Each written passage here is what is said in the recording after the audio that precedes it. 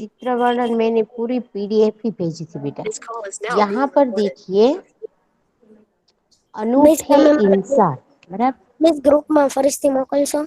Miss आपने नहीं भेजा था। ओके बेटा, भेज दूंगी। हो, यहाँ पर आप देख सकते हैं। आज कौन सा लेक्चर है बेटा हमारा? हाँ हिंदी। हाँ, तो फिर तो मैंने आपको पहले भी बताया कि हमारे भारत देश में कई ऐसे महान व्यक्ति हुए जो अपनी वीरता से, अपने गुण से वह व्यक्ति के, समाज के व्यक्ति से वह अलग ही दिखे, बराबर। जैसे शिवाजी है, झांसी की रानी है, सुभाष चंद्र बोस है, जवाहरलाल नेहरू है, इंदिरा गांधी है, बराबर। तो ये सारे व्यक्ति हैं, उसके अपने अपने ऐसे उसमें गुण थे जिसके कारण वह एक दूसरे से भिन्न दिखाई देते हैं। तो यहाँ पर हम देखते हैं कि अनूठे, बराबर।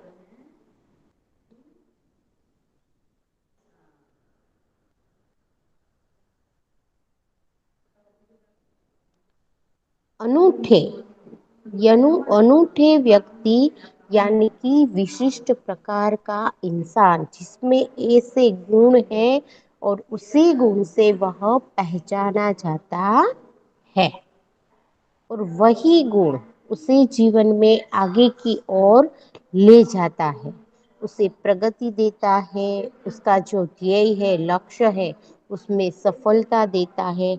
अनूठा यानी कि विशिष्ट और इंसान यानी कि इंसान, बराबर। तो इसी प्रकार का दूसरा जो पाठ है जिसमें पहले विभाग में आपको नेपोलियन के बारे में कहा गया है। इसके बारे में कहा गया है नेपोलियन के बारे में।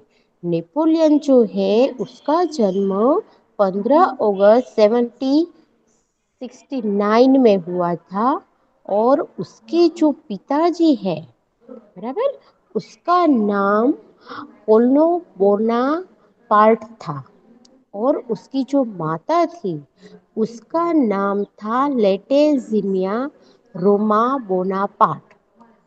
तो इसी प्रकार वह पहले मिलिट्री में काम करते थे, फिर आर्मी में कमांडर हुए, और धीरे धीरे वह इतने प्रसिद्ध हुए कि वह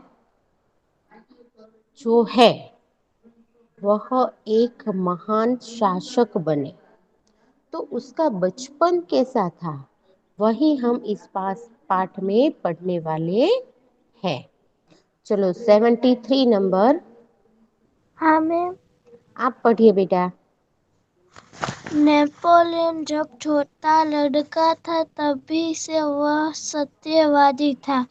एक दिन वह अपनी बहन इलाइजा के साथ आंख आंख मिचौनी खेल रहा था। इलाइजा इलाइजा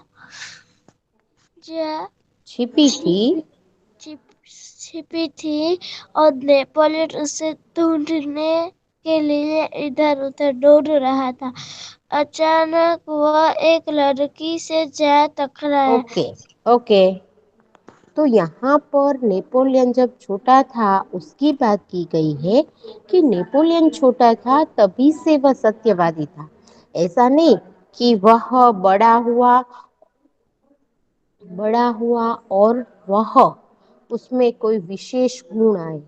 व्यक्ति जब छोटा होता है ना तभी से हमें पता चल जाता है कि वह उसमें कौन कौन से ऐसे गुण हैं, वह बड़ा होकर क्या बनना चाहता है। तो इसी प्रकार नेपोलियन जब छोटा था तभी से वह सत्यवादी था। एक दिन वह अपनी बहन इलाइजा के साथ आंख मिचौनी खेल रहा था। आंख मिचौनी खेलना यानी कि तब आप गुजराती में जिसे आंख पर पट्टी बांधते हो और फिर सामने जो व्यक्ति है उसे ढूंढने के लिए आप ढूंढते हो। गुजराती में जिसे आंधळो पोटियो કહે છે ને, બરાબર। तो उसी प्रकार का यह आंख मिचोने का खेल है। हेलो, हाँ, तो वह खेल रहा था। और आपको एक वाक्य के प्रश्न के उत्तर में पूछा जा सकता है कि नेपोलियन की बहन का नाम क्या था। तो नेपोलियन की बहन है, उसका नाम था इलाइजा, और वह आंख मिचोनी खेल रहा था। बराबर। फिर नेपोलियन के आंख पर तो पट्टी बंधी हुई थी, और वह अपनी बहन को ढूंढ रहा था, तो उसे पता नहीं था। इसीलिए नेपोलियन इधर उधर दौड़ता है, तो अचानक वह एक लड़की से टकरा जाता है। 13 नंबर,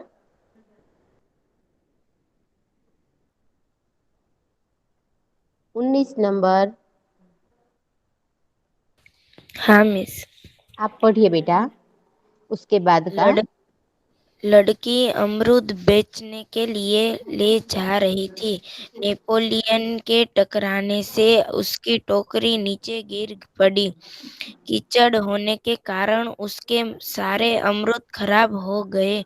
वह रोती हुई कहने लगी, अब माँ को मैं क्या जवाब दूंगी।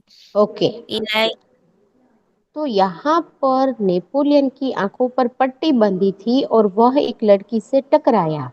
तो टकराने के कारण जो सामने लड़की थी वह अमरूद, यमरूद यानी कि जमरूद, वह बेचने जा रही थी। और जो यह अमरूद या फल कोई भी बेचने जा रही थी, उसी से उसे जो पैसे मिलते थे, उसी से उसका घर है वह चलता था। तो यहाँ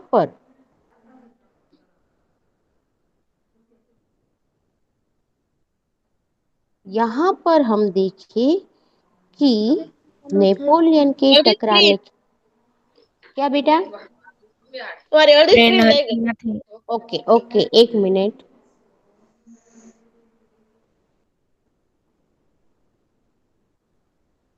अब ना ना मिस, अड़जीत आगे, से।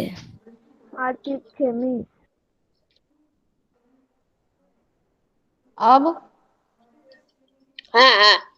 Okay okay. हाँ मिस। तो अब उसके जो कीचड़ में अमरूद गिर गए, तो कीचड़ में गिरने के कारण उसके सारे अमरूद खराब हो गए और वह बेच भी नहीं सकती थी। अब वह क्या जवाब देगी अपनी माँ को कि अमरूद तो बेचे नहीं तो पैसे तो आएंगे नहीं। तो अब वह रोने लगी कि माँ को मैं क्या कहूंगी। चलो 23 नंबर, मिस 23 नंबर, 33 बोलो। आप पढ़िए बेटा। मिस 33 बोलो। 23 नंबर है कि नहीं है? है फिर बाइक कैसे तो बोलो बेटा।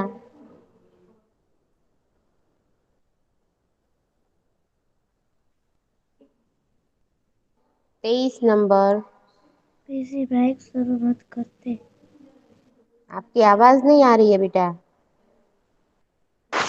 मिस की माइक नहीं शुरू करती। 23 नंबर। ओके, चलो 6 नंबर, मिस 33 बोलो 13 नंबर।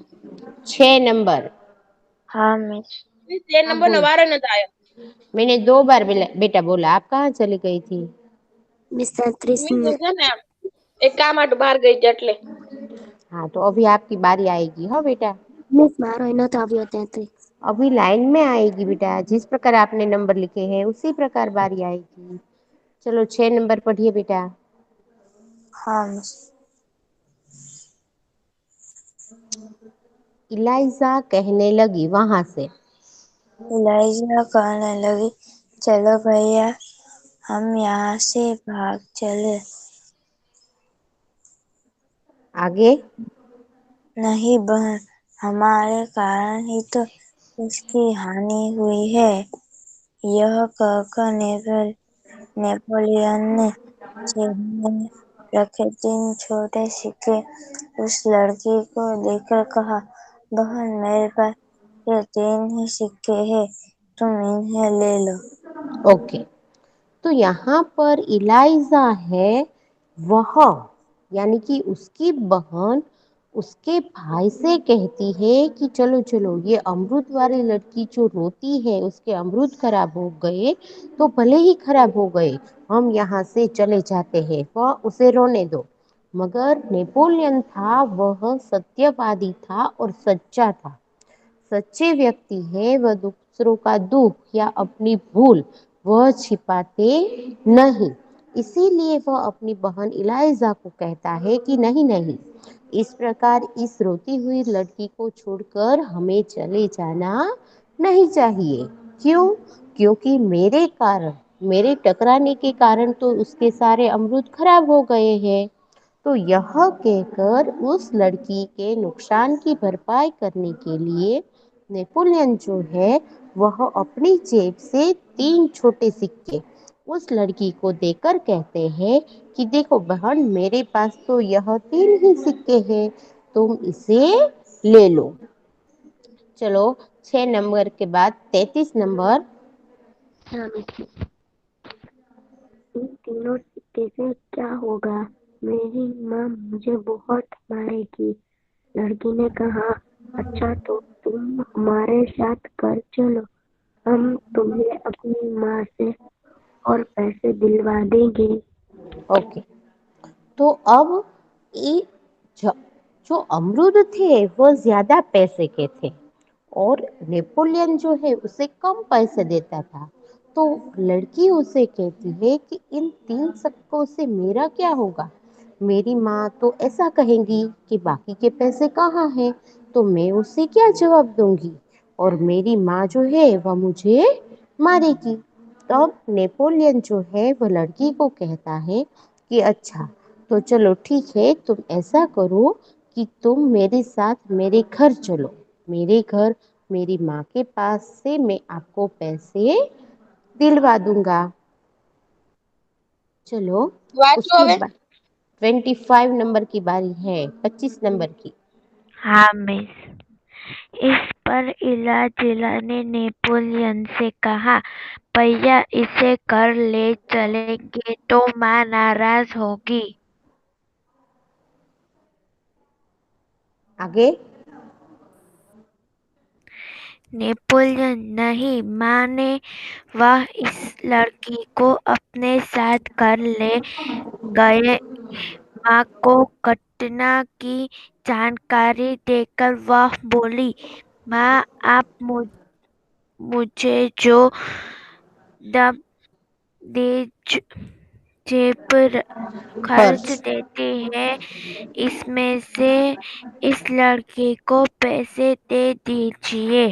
ओके, तो जब नेपोलियन अपनी गलती करने पर उस लड़की को अपने घर ले जाकर माँ को पैसे दिलाने के लिए कहता है, तब उसकी बहन इलाइजा उसे कहती है कि नहीं नहीं भैया, तुम इसे घर मत ले चलो।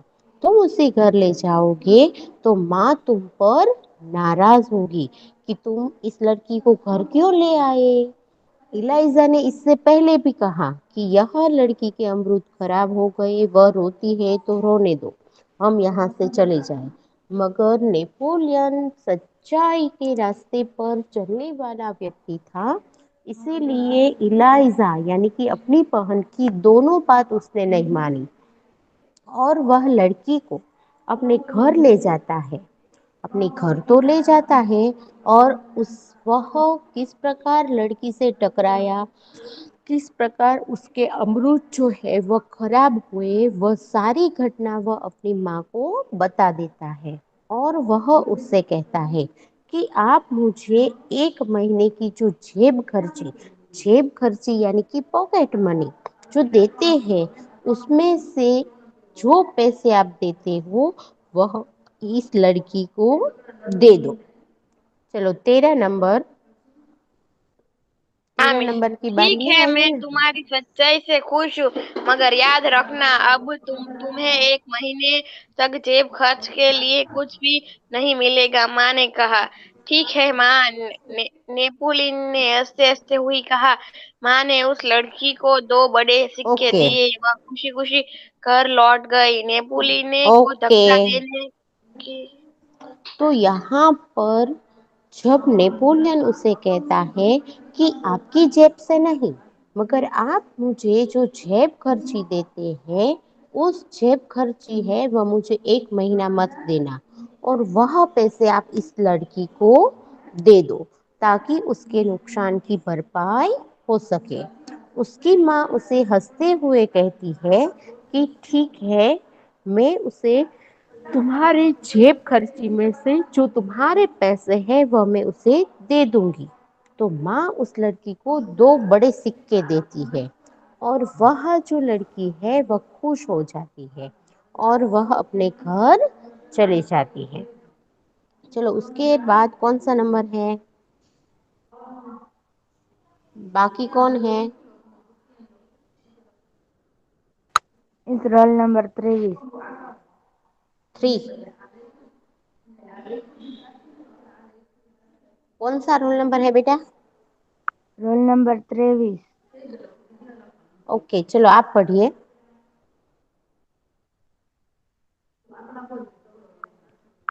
नेपोलियन को धक्का नेपोलियन को धक्का देने की सजा तो मिली, परंतु सत्य के पथ पर चलने के कारण उसे यह यह सजा भुगतने में अद्भुत आनंद आया।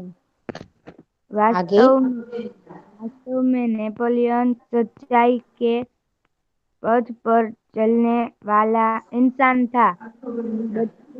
बचपन से ही उसे खुद पर दृढ़ विश्वास था, और दृढ़ इच्छा शक्ति भी। ओके, तो यहाँ पर जो माँ ने उसकी पॉकेट मनी 1 महीने के लिए मना कर दी देने के लिए, और वह पैसे उस लड़की को दे दिए, बराबर।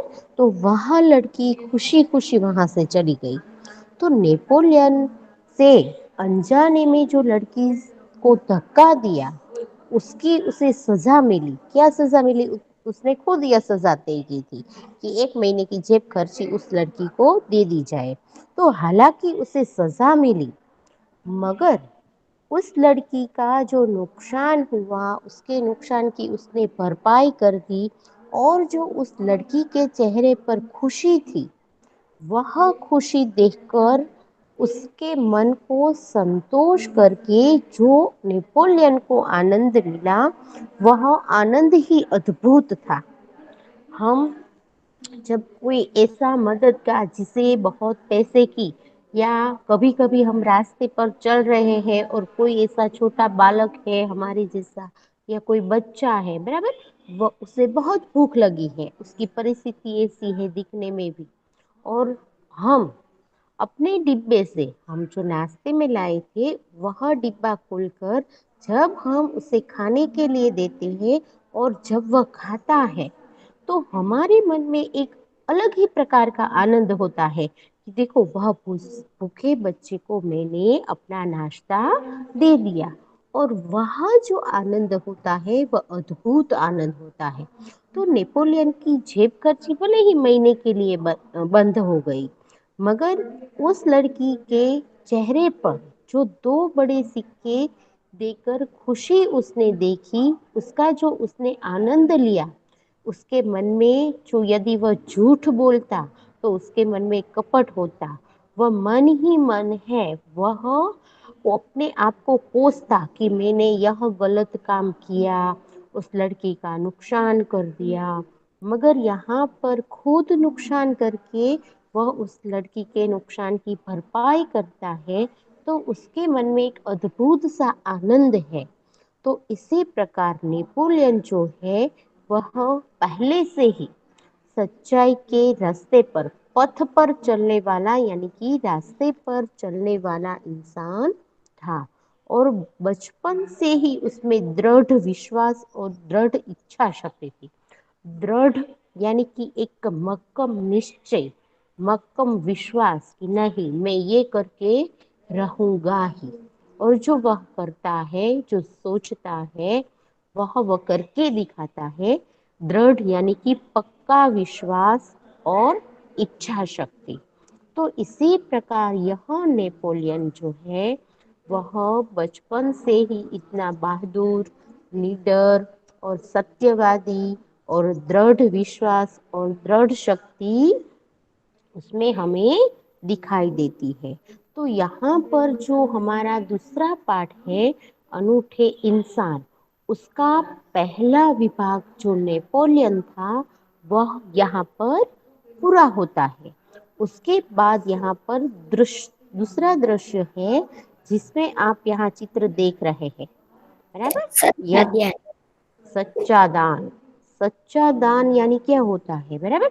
हमारे पास बहुत पैसे हैं और किसी को हम मदद करते हैं, यह तो बात हमने समझी, मगर हम छोटे हैं और इस प्रकार हम देश की सेवा में अपना सब कुछ दे देते हैं, हालांकि वो चीजें हमें दूसरी बार मिलने वाली भी नहीं है, हमारे पास आने वाली नहीं है, फिर भी हम उसका दान देते हैं, वही सच्चा दान है। देखो आपके पास एक बड़ी सी अच्छी सी फ्रॉक है या कोई भी चीज आपको बहुत पसंद है, बराबर। कोई खिलौना हो या कोई ड्रेस हो या कोई चीज हो, आपको इतनी पसंद है, इतनी पसंद है कि आप इसको किसी को नहीं देना चाहते, मगर कोई हमारे घर आते हैं ऐसे मेहमान और उससे आप दे देते हो और वह इस खिलौने को या कोई चीज को अपने घर ले जाने की जिद करते हैं और आप सहजता से ही कह देते हैं कि चलो कोई बात नहीं, आप उसे दे दो। तो हम जो दान करते हैं, हमारे पास है और दान करते हैं, वह अलग बात है, मगर जो हमको बहुत प्रिय होती है और उसका दान हम जब देते हैं तो वही सच्चा दान होता है। हम जब कोई कोई ऐसा प्रसंग होता है कि कोई जैसे कि हिंदू में कोई बाधा रखते हैं किसी कार्य को लेकर, बराबर, कि हम यह नहीं कहा, यह हमारा कार्य होगा तो हम यह नहीं करेंगे, यह हमारा कार्य होगा तो हम यह नहीं करेंगे, तो यह नहीं करेंगे उसमें देखो, जैसे कि मुझे कोई बहुत अच्छी चीज लगती है तो वह अच्छी चीज हमें त्यागनी है, तो वास्तव में वही सच्चा दान है। तो यहाँ पर गांधी जी जो है वह हमारे देश में जो अंग्रेज शासन करते थे उसी समय गांधी जी गांव-गांव में जाते थे और हमारे देश को आज़ादी दिलाने के लिए जो लोग गांधी जी के साथ खड़े होते थे, यानी कि जो आंदोलनकारी थे, उसके खाने पीने की चीज़ों की व्यवस्था करनी, उसके रहने की व्यवस्था करनी, तो आदि सब कुछ करने के लिए पैसे की ज़रूरत थी और गांधी जी हैं वह गांव-गांव जाकर इस प्रकार सभा करते थे और सभा में लोगों से प्रार्थना करते थे कि हमारे भाइयों और बहनों को आपकी ज़रूरत है, आप कुछ भी एक चीज़ अपने दान में दे सकते हो। तो इसी प्रकार यहाँ पर केरल के मालबार के बडगरा गांव आप देख सकते हैं यहाँ पर कि एक लड़की है कमोदी, वह किस प्रकार गांधी जी, जैसे कि आप कोई बड़ा हीरो हो तो उसका ऑटोग्राफ लेने के लिए जाते हो, बराबर, ऑटोग्राफ यानी कि हस्ताक्षर, और आप बहुत खुश होते हो, तो उस समय में गांधी जी जो थे उसकी ऐसे ही प्रतिष्ठा थी। गांधी जी अपने हस्ताक्षर के बहुत मायने रखते थे, तो लोग गांधी जी के हस्ताक्षर लेने के लिए इधर उधर दौड़ते थे, उससे मिलने के लिए इधर उधर दौड़ते थे।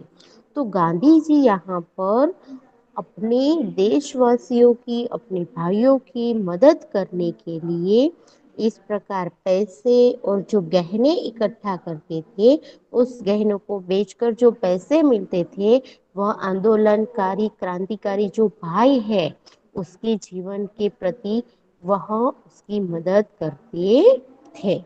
तो यहाँ पर यानी कि यह जो कौमुदी है, यह जो लड़की है वह कौमुदी है। यहाँ पर आप देख सकते हैं, यह जो जिसने कौमुदी पढ़ी है वह आप देख सकते हैं यहाँ पर गहने पुड़े हुए हैं, बराबर। तो सबसे पहले कौमुदी आकर वह अपने हाथ की एक चूड़ी उतारती है और गांधी जी को दान में देती है। और गांधी जी कहते हैं कि हाँ, मैं तुम्हें अपने हस्ताक्षर दूंगा। गांधी जी ऐसा बोलते ही है, तब तक तो कौमुदी जो है वह अपने हाथ की दूसरी चूड़ी भी उतार देती है। और गांधी जी उसे कहते हैं कि दोनों चूड़ियां देने की जरूरत नहीं है, यदि तुम एक चूड़ी दोगी तो भी मैं तुम्हें अपने हस्ताक्षर दे दूंगा। देखते तब तक तो कौमुदी अपने गले का जो यह स्वर्ण हार है, यानी कि यह जो गले में उसने स्वर्ण हार पहना हुआ है वह, और अपने कान में जो रत्न जड़ित बूंदे हैं वह भी वह गांधी जी को दान में दे देती है। गांधी जी उसे समझा रहे हैं, बता रहे हैं कि देखो, यह तुम चीजें जो दान में दे रही हो, तो क्या तुमने अपने माता पिता को पूछा है कि यह सोने के जेवर में दान में दे रही हूँ? और यह जो दान में देने वाली चीज है, तो हो सकता है कि तुम इसे फिर से बनवा न सको, तुम्हारे पास इतने पैसे न हो।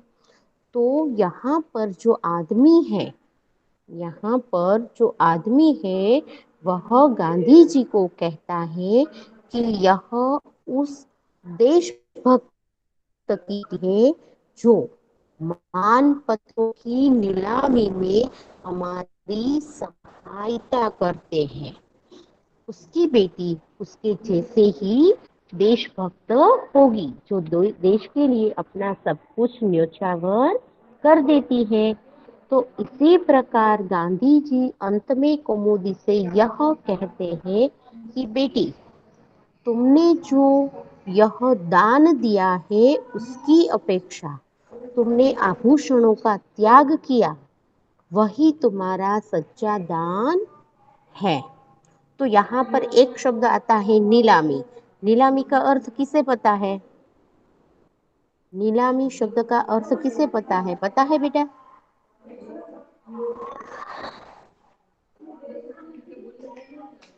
गर्ल्स, नहीं। नीलामी शब्द, देखो, कोई भी चीज हो उसकी नीलामी जब होती है उस समय बहुत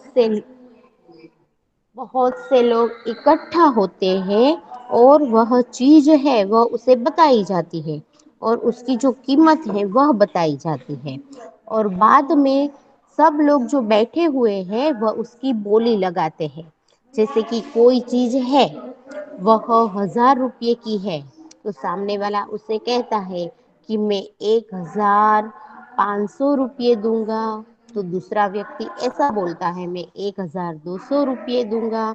तो इस प्रकार अंत में जो व्यक्ति ज्यादा बोली लगाता है, ज्यादा पैसे देता है, तो जो कुर्सी पर बैठा हुआ व्यक्ति है वह उसे उस बोली के दाम बताता है।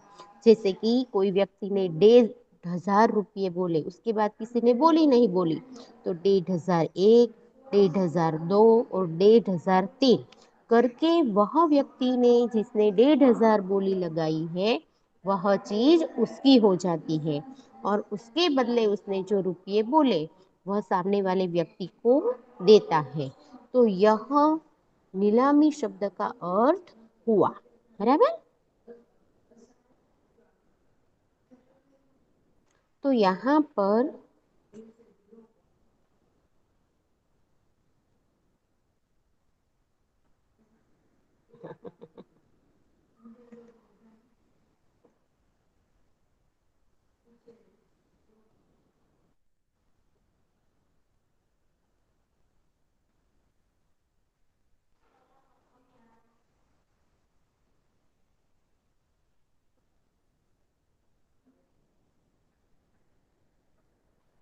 तो इसी प्रकार यहाँ पर जो पाठ है, बराबर, वह रोल नंबर 13।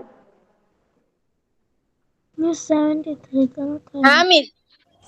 हाँ हाँ, 73 की भी अभी बारी आएगी। ओके, क्यों मैंने मिस? जो यहाँ दूसरे दृश्य में जो समझाया वह यहाँ पर है, वह आपको सिर्फ एक बार पढ़ना है बेटा। हाँ मिस, वांधो नहीं। ओके, चलो पढ़िए। यह प्रश्न आपको मालवार पूछा की जा बात सकता है। है। वहाँ बड़ा गरा नाम की एक गांव में सभा का आयोजन किया गया। गांधी जी ने अपनी भ्रमण में भाषण सभा में, में सभा में भाषण में। उपस्थित सभी बहनों से जीवरों की भीख मांगी। बहुत सी वस्तुएं की भेंट में मिली। अपना रावण समाप्त करने के लिए गांधी जी को उनके नीलाम करने लगे। उसे समई कुमदिका नाम की 100 वर्ष ओके की ओके एक ओके कन्या धीरे से ओके, 73 नंबर आप यहाँ से पढ़िए। अपना भाषण समाप्त करके वहां से पढ़िए बेटा। अपना भाषण समाप्त करके गांधी जी उनको नीलाम करने लगे। नीलाम करने लगे। उसी समय से कामोदी नाम की 100 वर्ष की एक कन्या धीरे से मंच पर चढ़ आई। उसने एक हाथ की सोने की चूड़ी उतारी और उसे गांधी जी को देते हुए बोले, क्या आप मुझे अपने हस्ताक्षर देंगे? गांधी जी ओके, चलो 19 नंबर, 19 नंबर। हाँ मिस, क्या आप मुझे अपने हस्ताक्षर देंगे? गांधी जी हस्ताक्षर कर ही रहे थे कि उसने दूसरे हाथ की चूड़ी भी उतार दी। यह देखकर गांधी जी ने कहा, अरे अरे पगली लड़की, दोनों चूड़ियों दोनों चूड़ियां देने की जरूरत नहीं है। एक ही चूड़ी लेकर मैं तुम्हें अपने हस्ताक्षर दे दूंगा। इसके उत्तर में इसके उत्तर में कौमुदी ने अपने गले का स्वर्ण हार उतार दिया। गांधी जी ने पूछा, ओके, तुमने 23 अपने नंबर, 23 नंबर। बोलूं 35। 35 नंबर, हाँ बोलिए बेटा।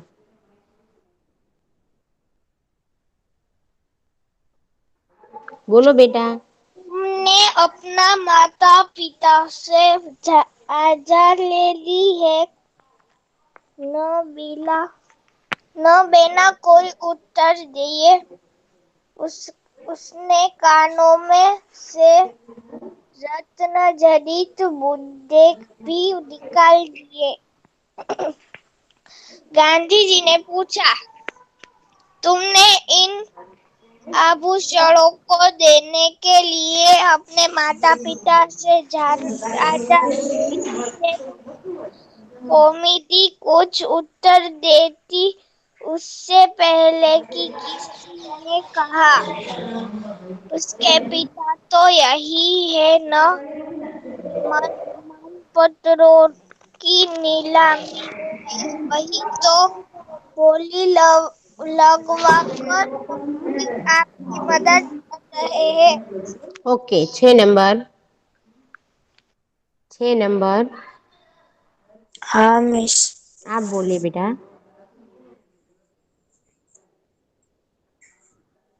अब गांधी जी ने कमोदी से कहा। अब गांधी जी ने मोदी से कहा, तुम्हें यह तो मालूम होगा कि ये गहने बेच देने के बाद तुम फिर नए गहने नहीं बनवा सकोगी। अब मैं बोलूं। यह शर्त दुर्मूर्ता कौमुदी ने यह शर्त दृढ़तापूर्वक स्वीकार कर ली। गांधी जी ने हस्ताक्षर करने के बाद यह वाक्य लिख दिया कि तुम्हारे इन आभूषणों की अपेक्षा तुम्हारा त्याग ही सच्चा आभूषण है, सच है, देश प्रेम से बढ़कर कुछ नहीं। अब गांधी जी ने इतने सारे छोटे छोटे जो लड़कियां होती हैं उसे गहने पहनने का, सजने का बहुत शौक होता है।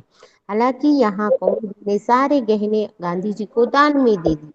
तो गांधी जी उससे इस प्रकार लिखते हैं कि तुम्हारे आभूषणों की अपेक्षा तुमने आभूषणों का त्याग किया और जो देश के क्रांतिकारी वीरों की सहायता के लिए आभूषण दान में दे दिए, वही सच्चा तुम्हारा आभूषण है।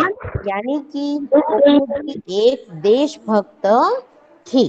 तो इसी प्रकार हमने यहाँ पर सच्चा दान क्या होता है और नेपोलियन जो है वह किस प्रकार सच्चाई के रास्ते पर चलकर वह महान शासक बना, वह हमने देखा। बराबर। यह पाठ जो है, यानी कि मैंने आपको टेक्स्ट बुक की पीडीएफ पेज दी है, उसमें से आपको यह पाठ रफ बुक में एक बार लिखना है। बराबर। यदि कोई बात ऐसी हो जो समझ में न आए, कोई शब्द समझ में न आए, तो आपको नोट करके अगले तास में पूछना है। ओके। मिस